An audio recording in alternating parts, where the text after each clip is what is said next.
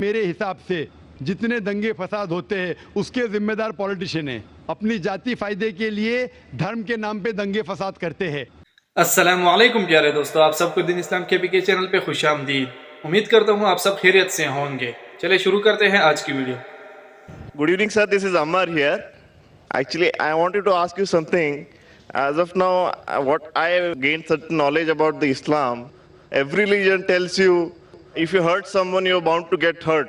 In spite of that, there is major animosity between different religions in the whole world. So I wanted to know how can we eradicate that?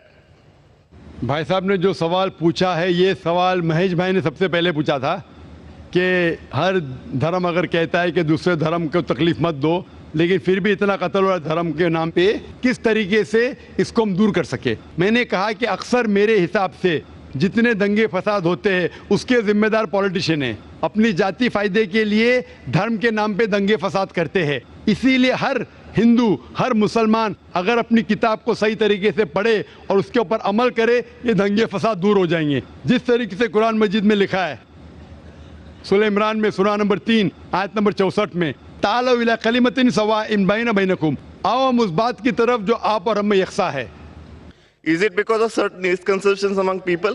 بھائی صاحب نے پوچھے کہ کیوں غلط فہمی، اس کے وجہ سے بالکل صحیح غلط فہمی اس لیے، اگر یہ غلط فہمی دور ہو جائیں گی اور ہم ایک دوسرے کے دھرم کو جانیں تو ہمیں پتہ لگے گا کہ سارے دھرم کہتے ہیں کہ ایک ہی خدا ہے، ایک ہی ایشور ہے، ایک ہی اللہ ہے، اور صرف اس ایشور کی عبادت کرنا چاہیے، اس کے علاوہ نہیں۔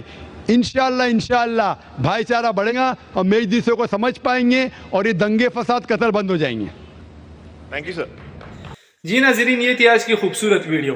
اگر ویڈیو اچھی لگی ہے تو ویڈیو کو لائک کریں، صدقہ جاریہ سمجھ کر شیئر کریں اور چینل کو سبسکرائب کریں۔ جزاک اللہ۔